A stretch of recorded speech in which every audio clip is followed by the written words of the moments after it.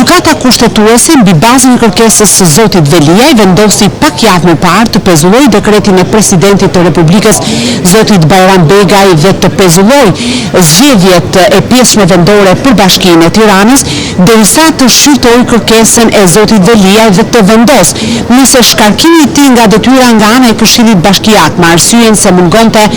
3 muaj në detyrë është ose jo kushtetues. Ditën e sotme seanca do të jetë e hapur dhe publike, çka do të thotë do të transmetohet live në faqen zyrtare të gjykatës kushtetuese. Fillimisht relatorja e çështjes, gjyqtarja kushtetuese Sonila Betja do të bëjë një panoramë të gjithë çështjes dhe më pas do të ftohen palët që të japin edhe argumentat e tyre. Nga informacionet paraprake, ish kryetari i Bashkisë së Tiranës, zoti Erion Veliaj, pritet mbajë një fjalim përpara gjykatës, fjalim i cili sipas burimeve do të jetë kryesisht me natyrë politike. Më pas, avokatët e tij ose ekipi i tij ligjor, i cili kryesohet nga Alban Dokushi, ish sekretari i përgjithshëm në Bashkinë e Tiranës, i larguar nga ky institucion pas arrestimit të zotit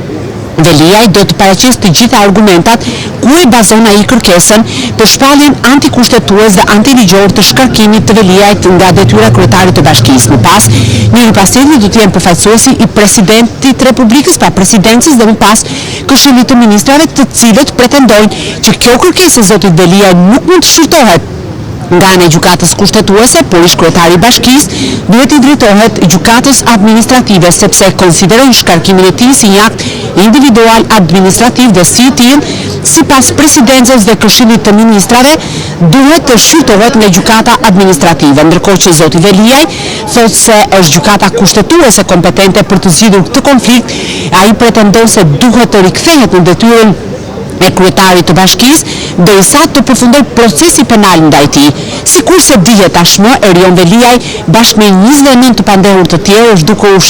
duke u gjykuar në seancë paraprake në gjykatën e posaçme për akuza të rënda. Bëhet fjalë për 13 akuza, si korrupsioni në raste, pastrim parash, fshehje pasurish, përdorim detyre dhe futje e sendeve të paligjshme në burg. Gjithashtu në akuzë është edhe bashkëshortja e tij, Ajola Xoxa, bashkëpunëtor dhe familjar të kësaj të fundit, biznesmen, ish kryetarja e Komisionit të Ligjeve dhe ish deputetja e Partisë Socialiste Klotilda Bushka, si dhe shoqëri tregtare dhe OJF. Seancat në gjykatën e posaçme janë shtyr në mënyrë vazhdueshme deri më tani, por fokusi për momentin është tek gjykata kushtetuese. Do të qëndrojë në fuqi vendimi për shkarkimin e zotit Veliaj, apo gjykata kushtetuese do ta cilësoj atë antiligjor dhe antikushtetues. Nëse do të ndodhë kjo e fundit, atëherë zgjedhjet në Bashkinë e Tiranës nuk do të ngahen. Klodi, një pyetje. Përmende faktin në masat e rrepta sigurie. Pse këto masat e rrepta sigurie? Është procedurë normale kjo që ndiqet dhe si është situata aty ku ndodhesh?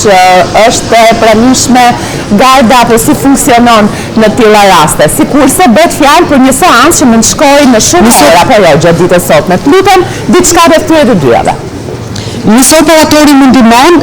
të fokusojnë punëtorët e policisë të cilët kanë ardhur në ambientet e jashtme të gjykatës kushtetuese, gjë që ndodh rrallë në fakt, sepse duke qenë se bëhet fjalë për një subjekt i cili ka ngarkesa politike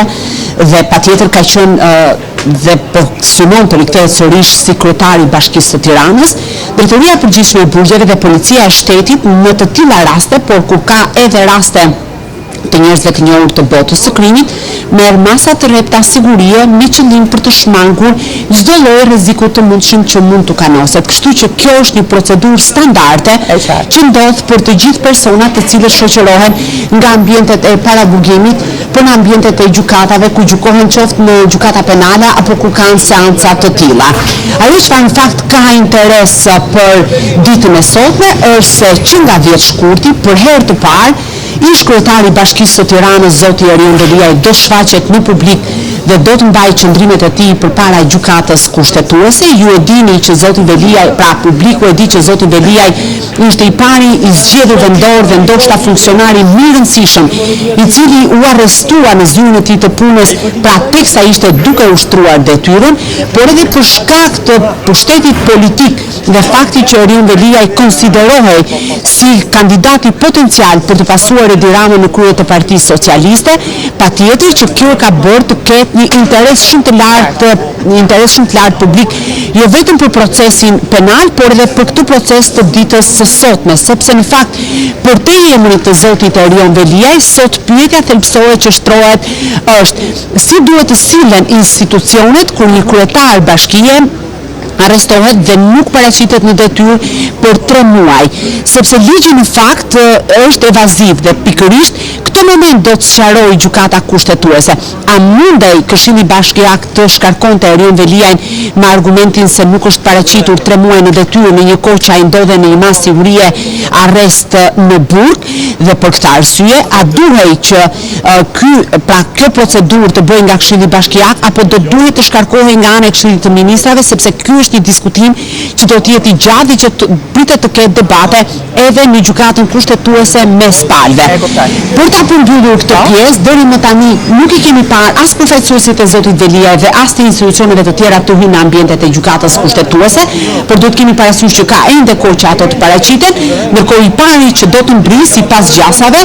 është ish kryetari I Bashkisë së Tiranës, që sikurse theksova më herët, kalon tashmë ambientet e qelisë së paraburgimit në Durrës dhe është nisur në drejtim të kryeqytetit, ku do të mbrijë në gjykatën kushtetuese dhe do të ulet përballë gjyqtarëve kushtetues për të argumentuar dhe parashtruar se përse shkarkimi I tij sipas tij është antikushtetues dhe antiligjor. Qartë. Kjo për sa I takon këtij zhvillimi të rëndësishëm, por do të jetë një ditë e gjatë me shumë zhvillime të rëndësishme.